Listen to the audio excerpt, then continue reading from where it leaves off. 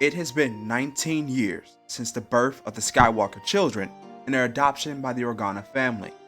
Now, Luke and Leia both bear the name of their new family and were raised in Alderaanian tradition, all the while not knowing what their future held for them. They had no idea that the great Jedi Master was waiting for the day he would train them to become Jedi. Moreover, they had no idea that their birth father was a Jedi in his own right that turned to the dark side to become Darth Vader. It was now time to reveal some of that news to them now. Luke and Leia Organa had shortly turned 19 some short time ago, and just as he promised Bail Organa, Obi-Wan Kenobi had arrived to teach the children. Kenobi, who had only aged a small amount, revealed to Bail earlier they had spent some time in seclusion on not just one planet. He traveled the entire galaxy, gathering knowledge not only for himself, but for the training of the Skywalker children. It was Leia Organa who spoke first at the arrival of Obi-Wan, as she couldn't help but sense something about the man standing before her. I knew you felt familiar. You were there, weren't you? When we were born. I can't explain it, but your presence feels... You need not try to search for the words. I understand. I also understand that this comes as a joke, but you two share an importance that you not yet grasp. In due time, you both will realize your destiny. Luke jumped up, showing a slight hint of aggravation in his words. Now wait 1 minute. What's all this talk about destiny all of a sudden? Father, we hadn't seen you in months, and now it seems like you're giving us away. Luke was born to two parents that both boasted a fiery personality in their own right, and it's clear that that trait was passed down to him. Obi-Wan smirked as he gestured towards Bail, that he would answer Luke's concern. I expected this from one of you at least, given who your parents were. Leia now jumped up with intrigue that was shared by her brother Luke. You knew who our parents were. Our birth parents.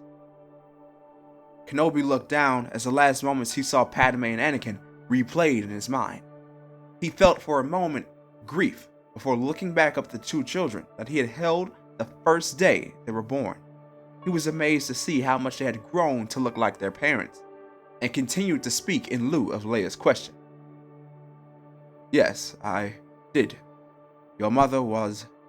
Wait, Bail, you don't mind if I explain, do you? Bail gave a nod of approval as Kenobi continued on. Right. Your mother was Padme Amidala. She was as fierce as anyone could be, as trustworthy as anyone can be, and just... Kenobi paused again without realizing.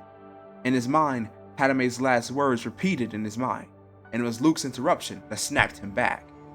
Mr. Kenobi, sir! What about our father? What was he like? Ah yes, Anakin. He was like a brother to me. I would have trusted him with my life. He was, like myself, a Jedi during the Clone Wars. Our father fought in the Clone War? Luke turned to Leia, and the siblings seemed shocked to learn this information.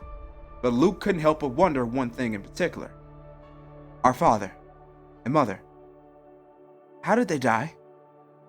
Kenobi knew his first day with the children would be one filled with questions, and though they had a right to know the fate of their parents, Kenobi knew it wasn't the time to tell them.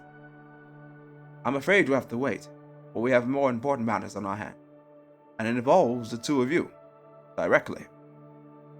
Leia eyed Kenobi, and once again could feel like something important was about to happen, and without hesitation, she spoke. You mean to train us like Jedi, don't you, Master Kenobi? You're very perceptive, young one. That's the goal, but there's much more to it than that. The Empire, as you know, have turned our galaxy into a dominion of darkness. You two are born of Skywalker blood, the children of the Chosen One. Kenobi once again thought back to Anakin and found himself off track from his words again, something everyone couldn't help but notice at this point. Master Kenobi. Bail Organa chimed in to bring Obi-Wan back to the moment. I do believe it's time for you to prepare them for their journey. Luke Organa was taken back by his adoptive father's words as he countered the suggestion. Wait, don't we get a say in this? We've been raised one way our whole lives, and you can't expect us to drop everything to be Jedi. It just doesn't work like that.